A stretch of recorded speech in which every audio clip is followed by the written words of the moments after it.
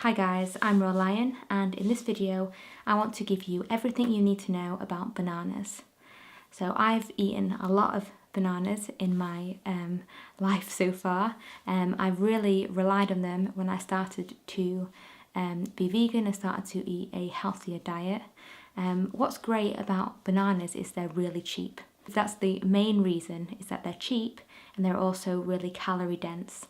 And that's why I've ended up eating a lot of them, because you can buy them in bulk, they're easy to store, and they last quite a while.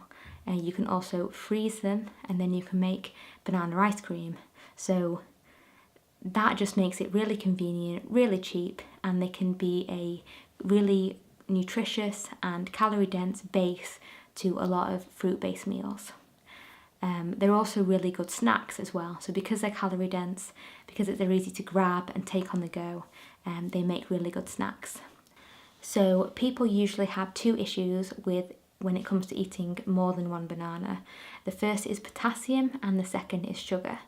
So when it comes to potassium, you would actually need over 400 bananas in one go to have a fatal dose of potassium. And every cell in our body requires potassium to function correctly.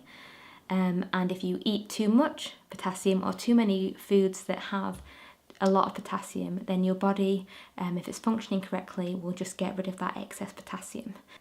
So the people who do need to be concerned about the amount of potassium in bananas is people who have problems with their kidney. So if anyone has a problem with their kidney, then they should seek out medical advice before changing their diet. But most people don't have a problem with eating more than one or several bananas in one go. The second problem that people talk about when eating fruit in general, eating more than one fruit, is sugar. So they will say that the sugar will spike your blood sugar levels, but that's only the case when you're eating refined sugar. If you're eating fruits that have a lot of fibre, the fibre, and actually in some fruits the antioxidants in the fruit as well, but mainly the fibre, will slow down the absorption of the sugar, and actually it will not create such a high blood sugar levels and a crash. So bananas in most people are perfectly healthy to eat more than one and as part of a meal. If you are part of a big family or you eat a lot of bananas, then it's cheaper and easier to buy them in bulk. So I buy my bananas in boxes and I keep them in a cool place. So I now keep them in the garage, and that just helps slow down the ripening process. I always remove the bag, because if you keep the bag plastic, when you buy a box of bananas they come in a plastic bag, so if you keep that in there then there'll be condensation, and then that's more likely to lead to mould. So I usually remove that, I leave them in the bag, and then sometimes I'll take a few bunches at a time, bring them back into the house, and I've got this little kind of container, this kind of box thing that I put the bananas in. And because bananas release the gas that helps ripen them, keeping them in some kind of paper bag or container helps ripen them faster. So I'll keep most of them into the garage and I'll move them into the house to ripen.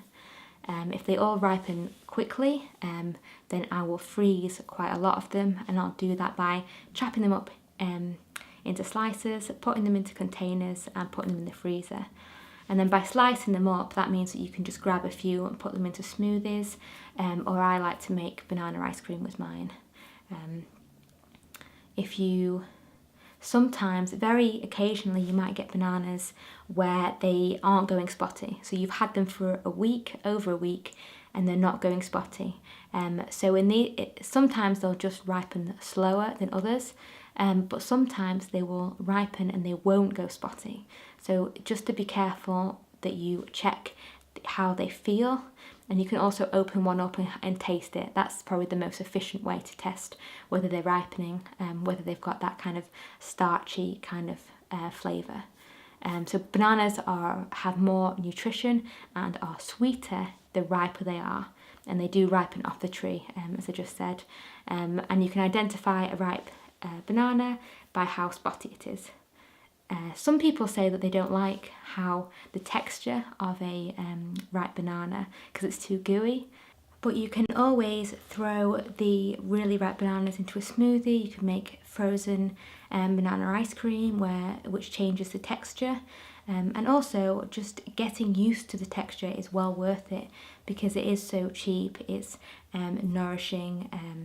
You can eat more bananas if you eat them ripe, especially if you have a sensitive digestion, because unripe bananas tend to have more resistant starch, and that means that if you try and eat more than one, it may cause bloating, especially if you have a sensitive digestion, whereas the riper banana that's got more sugar, it's got more nutrition, it's also easier to digest.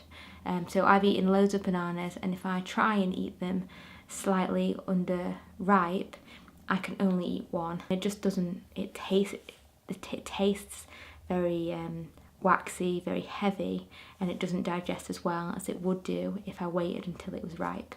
And you don't have to wait until it's really gooey, just until it's slightly softer. And a banana's gone bad when it's gone really soft and it starts smelling alcoholic.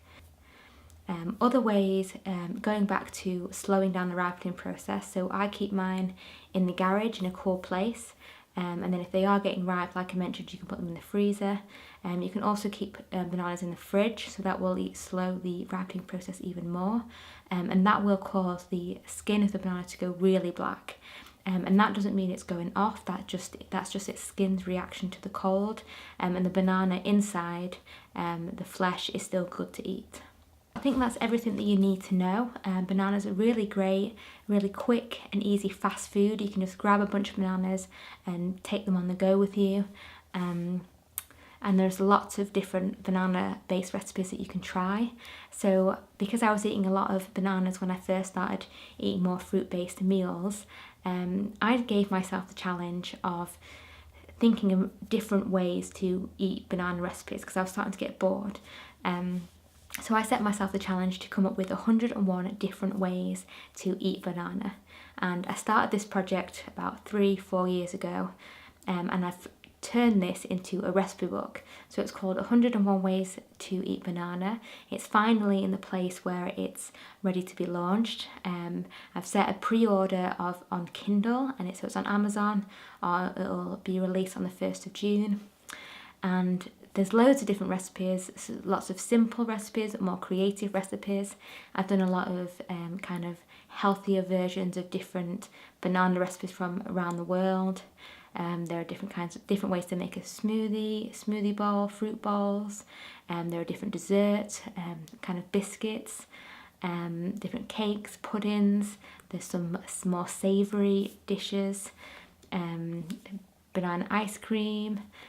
Lots of different ways to eat a banana, 101 ways to eat a banana.